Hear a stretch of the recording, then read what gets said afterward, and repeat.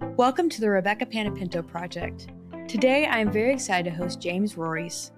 For more than 30 years, James has helped CEOs and sales leaders transform the wisdom within their companies into reliable sales growth engines that accelerate revenue and multiply the value of a life-changing exit. James has worked with more than 6,500 mid-market companies, family businesses, startups, as well as global enterprises. And many of these have been Inc. 500, Deloitte Fast 50, Deloitte Fast 500, and Innovation Award winners. James has a very incredible background and is making a massive impact through his company called Floriss Group. So we talk a lot about that today, as well as what James believes it takes to be successful in enterprise sales. Enjoy the show. James, welcome to the show today. Glad to be here, Rebecca.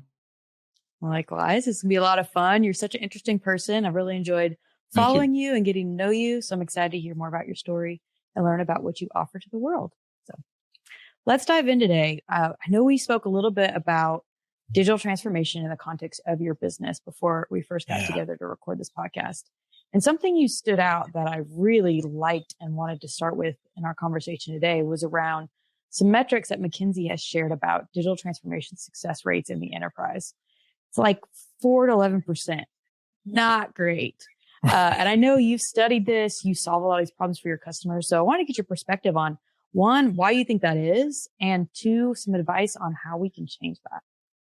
Yeah, it's interesting, right? I've been doing this for about 30 years. So back in 91, I left grad school and just began consulting. And what we see today is we really haven't learned much, right? What we're doing today is the same thing. We're chasing tech. We're chasing the promise of tech. And we're not really looking at the human side of the business, the people side of the business, who we are, how we operate.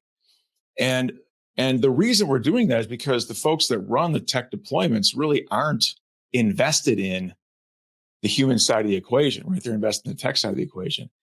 Yeah, code is ones and zeros. It's easy, it's controllable, and doesn't have emotions, doesn't have feelings, isn't human. So I think the natural inclination is like, cool, I can control this. Let's get all over it. Let's make a plan and it'll happen. Right. And there's a lot of feelings and emotions in humans that are like, what the heck is happening?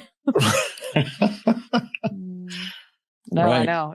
It's crazy. So how are you solving a lot of these problems in today's world? I know we talked a little bit about 30 years ago with the CIO's turnover of jobs. I feel like there's more stability now, but the problems can be more detrimental. So how are you addressing solving those problems? We see more success in organizations that are led by leaders who are more level 5 type leaders who operate at a higher level of understanding the human side of their business, connecting with people as human beings rather than seeing them as like machines who are only worth the activity they can produce, right? So we look at cultures that are led by leaders who understand this holistic view.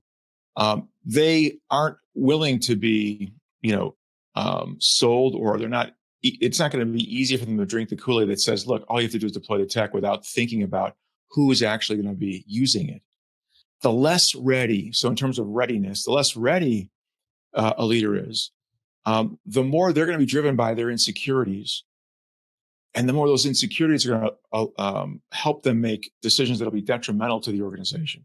You said insecurity, and I think that's something a lot of people are not willing to, one, look at, or even a lot of times aware of, but there is this term of imposter syndrome that is.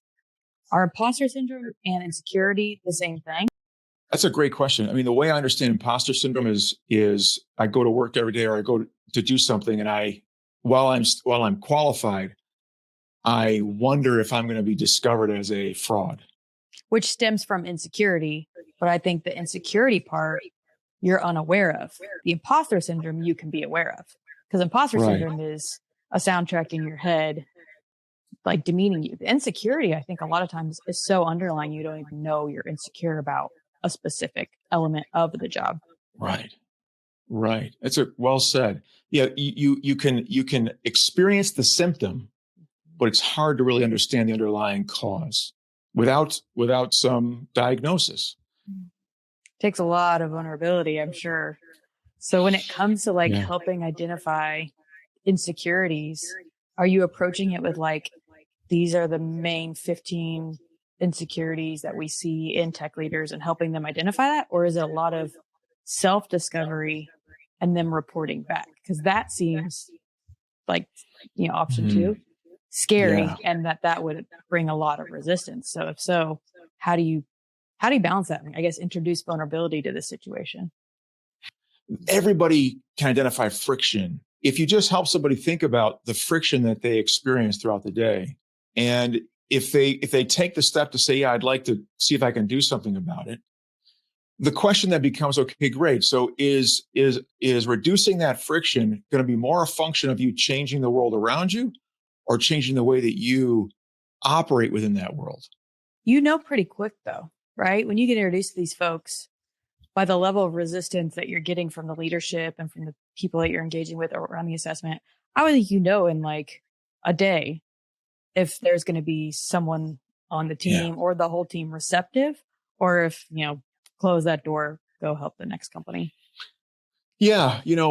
One of the great, it really is all about the goal that an individual organization has. There are a lot of times when the organization's goals and the limiting beliefs of the leadership are in conflict. And so at that moment, oftentimes that can be a moment where the leader says, look, I have to do the hard work and make a change, or else I'm going to have to find another job. And sometimes those decisions are made for them. Leadership just says, look, do we think James can change? Probably not. Let's cycle him out and find someone else to bring in. Can any of it play into what's become super commonplace in companies of personality assessments? Because that in a lot of companies can become like commonplace language, and people are willing to be vulnerable about their personality. Yeah. I think being vulnerable at the next step is further. So is there a way of like, I guess, stair stepping off of personality assessments and making some connections between that so that like blind spots could almost become like just saying what Enneagram number you are, where it's obviously, not threatening then. I think that's a long ways for a lot of companies to adopt your mindset and your processes and how you do things for them to be that comfortable with that. But would that be something that you could see evolving within enterprise, that it can become commonplace language so that a lot of these companies have this self-awareness of where limiting beliefs are and how they can actually change, besides just like, oh, well, this is my personality. This is how it is. Yeah. Which happens. Yeah. And what's really interesting about this, and, personality assessments, that is technology that's 70 years old. Mm-hmm. It's old tech. And it came out of a post-World War II environment, right? Where we were trying to make sense of human beings, and we came up with all these various versions of personality assessments. And when we think about personality in the context of business, a lot of the things that we hope personality will tell us doesn't, right? Yeah. Essentially, personality assessments are great for helping people understand and communicate, right? And build a camaraderie around a team. But they don't go deep enough, right, to help us understand the why behind the way we behave. I think the key is making it more commonplace, because I'm sure 7 years ago, people were like, personality assessments? Like, what? People were worried about discrimination suits and all these different things, but they become commonplace and non-threatening. So now it's getting people to adopt the next level of that as a normal standard of practice, and being able to let that be commonplace and not intimidating, especially because there's such a vulnerable aspect to it, but it being just normal. What are your motivations? What's your purpose? Companies are coming along that way, some way more progressive than others, especially through the last 2 years that we had. But I think it's less than that 4 to 11% success rate for digital transformation of companies that get this. Yeah. I love that comment that you made, and it's for all of us who have ever worked for someone. And this goes back to why I was largely unemployable coming out of grad school. During grad school, I went to Northeastern, where we had cooperative education programs. So I was involved in three work experiences during my schooling. And if it wasn't for the relationship between the job and the university, I would have been gone right away because I just couldn't find a fit. And so my insecurities were so profound that it wouldn't allow me to even kind of offer any respect to the people that I was working with. I was raised a fourth generation entrepreneur. I had the arrogance of my youth, the arrogance of my MBA, and the arrogance of being raised that entrepreneur. So it was really, I had a lot of strikes going against me. But, what can a leader do to break down the barriers and make a team feel comfortable with that level of vulnerability? Right? What they can do is they can take the first step. So what's your opinion of psychological safety and that being a big part of communication within the corporate environment? Yeah. Can I ask you a question? Tell me where that came from. I mean, I love the phrase, right? Psychological safety. What does it mean to you in your experience? Yeah. So I've had many people on the show who have brought it up. And that's actually how I was first introduced to the topic of like, really, what is psychological safety? And one guy in particular has a son who is going through a gender transition, which has been a very interesting experience for him and especially for the child and the environment that he's growing up in. And so through that experience and through understanding his child's emotions and how to manage that and how to help this young child basically go through an everyday challenge, he realized that he didn't have his own emotional intelligence and his own, social and psychological safety environment in his home, let alone his corporate environment. Right. So it gave him a wake up call to the fact that in a lot of cases, he was asking things of his team, demanding things of his team, bulldozing over situations without taking any consideration of what's going on in their personal lives, where they are in whatever stage of life they're in and how they're experiencing the company. Because another really interesting fact and thing that I've been studying recently is around how like siblings can grow up in the same home, but they all experience their parents differently. And that's because there's this different way that we perceive the world and we perceive people that if other people aren't aware of it can cause damage to one personality, but not another. Yeah. So being self-aware and especially understanding a very high stress situation that a teenager's going through, there's all of a sudden this awakening of, oh, whoa, there's a lot more going on in the human aspects of this that I need to be aware of to allow this person to feel psychological safety with me in order to get their best work. Because as soon as they're unsafe, I think it starts also that situation of like a bad fit job where they're eventually going to leave because every day is feeling like a hostile environment, even if it's not. So as you become aware of these situations and what people are going through in their personal life, all the different aspects that affect their performance at work, you can allow there to be a safety aspect to their relationship with you. I think it has to come from the top. It has to be led. And like you said, it has to be shown, not just said, or else it really doesn't happen and people can feel that. Yeah. I just love those stories. It is amazing. When I was growing up, there was I never really heard about trans in the context of my age as I was growing up, preteen, teen, et cetera. And my kids all have friends that are at various stages. I have clients who have kids, same situation that you're in. The thing that resonates with me about your story is a simple perspective that I have that was taught to me by one of my coaches, and it can be summarized in two statements. Right? I grew up believing this: do unto others as you would have them do unto you. Mm-hmm. When you think about that statement, you could ruminate on this and think about this for a while. I actually think that statement is really what is at the core of what's wrong with our society today. If you believe there are things that we want to change in our society, this is at the core of it from my experience. Why would I say that? When you think about that statement, do unto others as you would have them do unto you, that is a very me-centric statement. It means that the center of the universe is me. Just like the example you gave of that leader whose child was going through a transformation.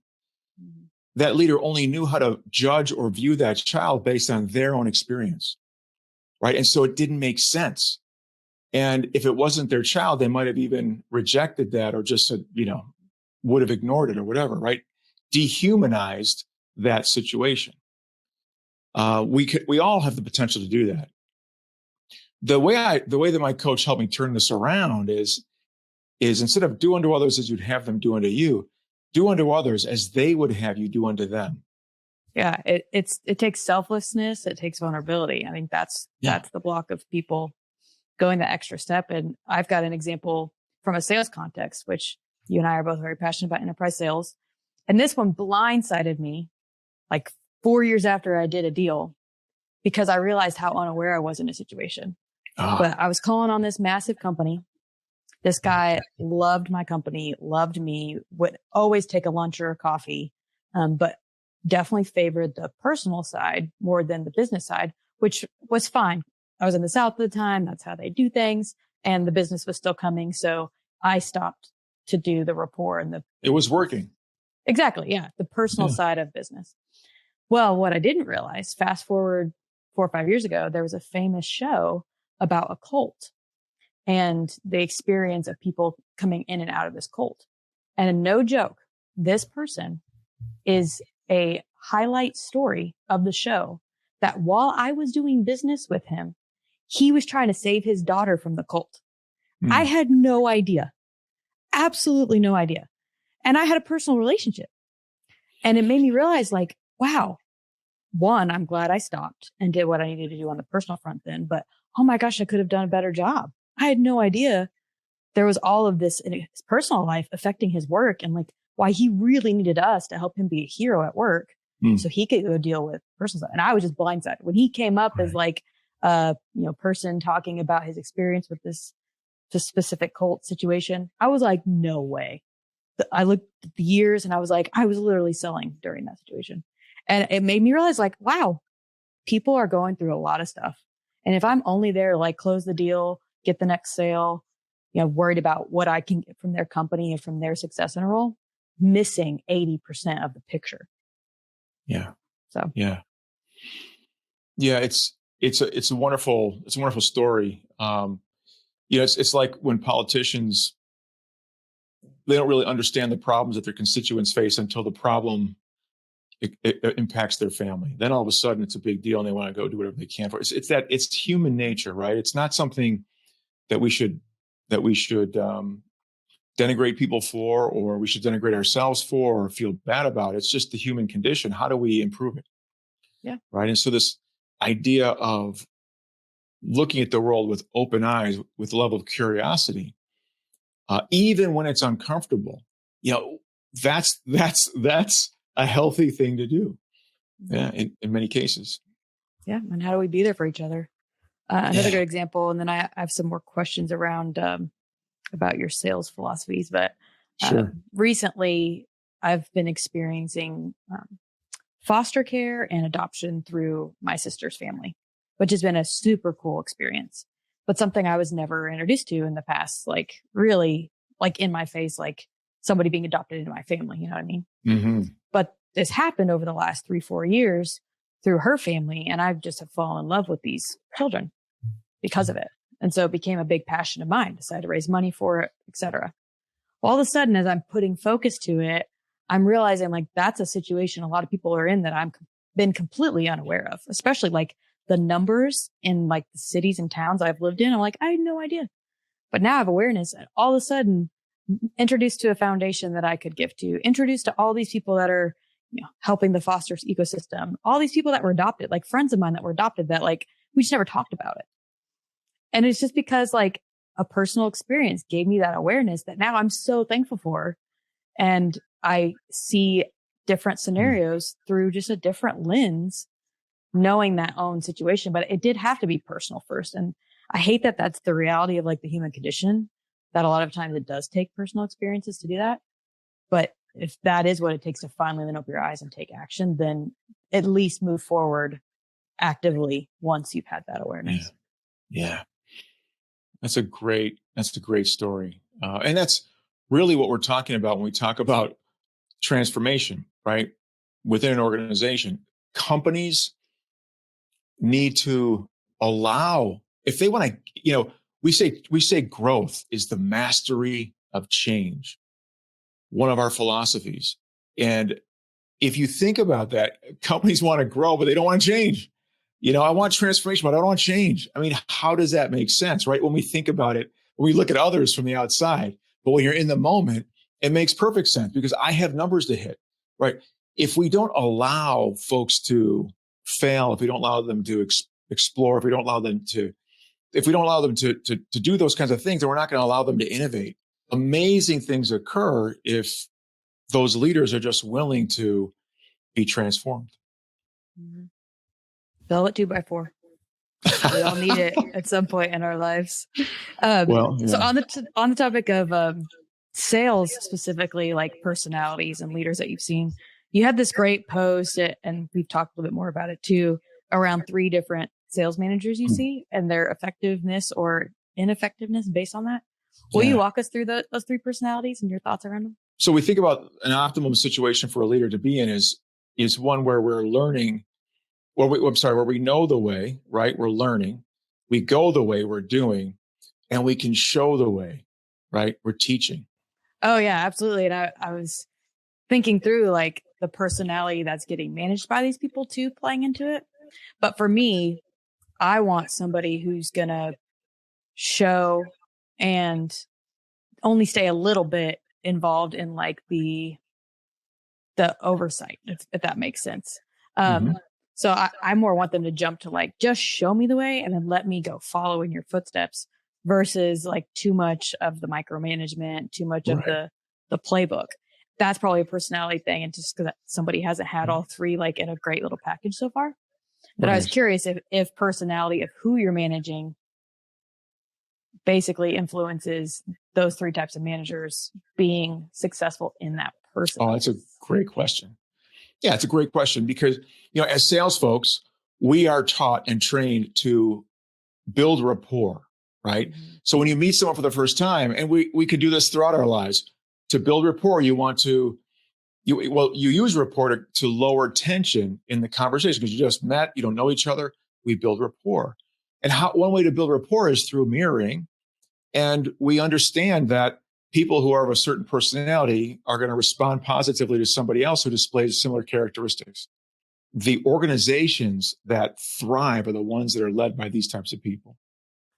Yeah. And now that I think about it, I'm sure one person in particular had all 3.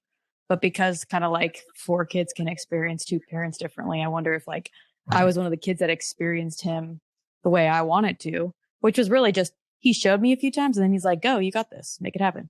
And I appreciated that. And I ran like that was the boss I worked the hardest for and would do it again. So I'm sure he had all 3, but I didn't need to experience all the 3 elements in order for me to be effectively managed by him, which I absolutely appreciate. I love working for him. That's awesome. So that's the highest level leader. Know the way, go the way, show the way. You're invested in learning, doing, and teaching. And then just remove one of them. And now you've got that middle type of manager where they know the way and they go the way.